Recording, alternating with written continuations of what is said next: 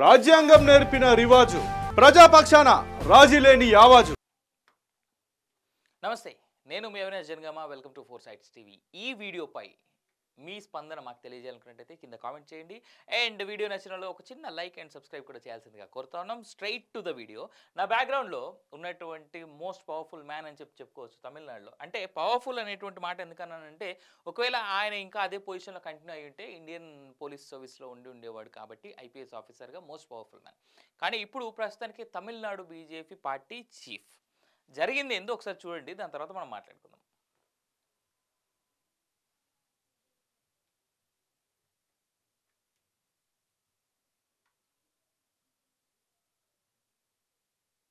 ఆరు కొరడా దెబ్బలు తనకు తానుగా కొట్టుకొని నిరసన వ్యక్తం చేశాడు. అదేవిధంగా తను సుబ్రహ్మణ్య స్వామికి మొక్కు చెల్లించుకున్నాడు.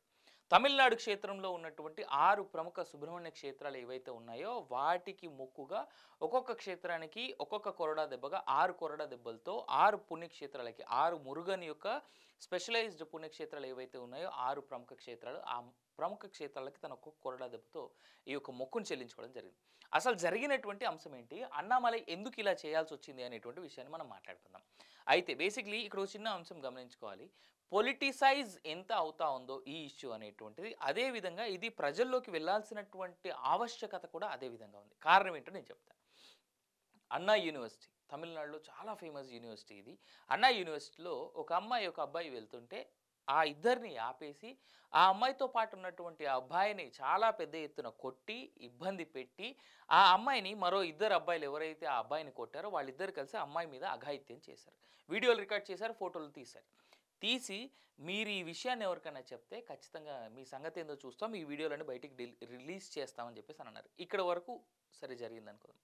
దీని తర్వాత జరిగినటువంటి ఘటన, పోలీసులు కేసు నమోదు చేశారు. కావాలనే పోలీసులే ఆ అమ్మాయి డీటెయిల్స్ బయటికి వచ్చేలాగా ఎఫ్ఐఆర్ని బయటికి రిలీజ్ చేశారు.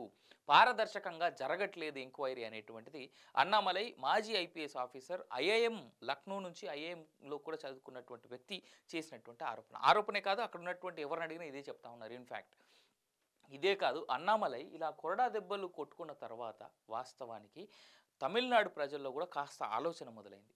అరే, మా కోసం ఉన్నటువంటి ఒక నాయకుడు ఇలాంటి పని చేయడం ఏంటి అని. అఫ్కోర్స్ తమిళనాడులో మనం చాలా రకాలైనటువంటి మొక్కులు చెల్లించుకోవడం చూస్తాం.